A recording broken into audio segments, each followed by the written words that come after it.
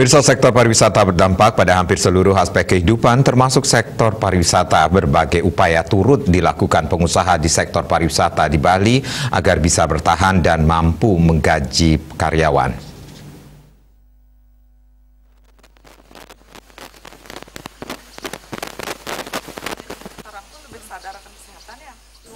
Pemutusan hubungan kerja dan perumahan karyawan kerap terjadi di tengah pandemi COVID-19. Penyebabnya tentu saja pihak manajemen sudah tidak mampu membayar gaji karena minimnya pemasukan. Namun ada hal unik dan inspiratif yang dilakukan oleh manajemen salah satu resort di wilayah Gianyar. Upaya untuk menghasilkan uang di tengah pandemi ternyata tidak selalu datang dari kunjungan wisatawan saja. Mereka mengubah halaman resort yang awalnya dipenuhi tanaman hias menjadi kebun yang ditanami sayur mayur.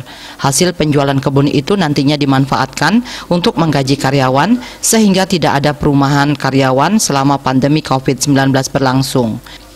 Kalau permakultur sudah lama ya, tapi karena situasi pandemi ini kita semua tahu kayak hotel, pariwisata itu mati gitu, dan itu fragile sekali, sektor yang sangat fragile.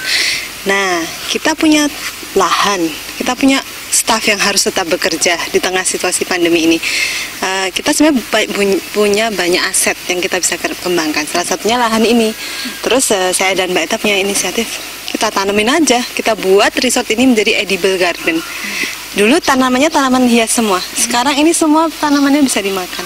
Nah, ini hal yang bagus dari konsep circular economy.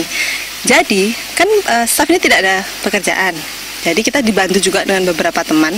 Mereka akan punya jadwal yang mereka berkebun ini merawat dan dibayar menjadi gajinya mereka, tambahan dari gajinya mereka. Jadi sampai sekarang, ini udah hampir 2 tahun ya pandemi, kita tidak ada merumahkan satu karyawan. Tanaman yang ditanam pun dirawat dengan cara organik untuk membantu masyarakat mengkonsumsi makanan sehat dalam menghadapi pandemi COVID-19.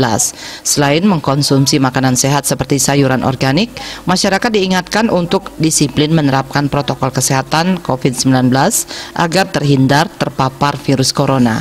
Desak Aryani, Bali TV.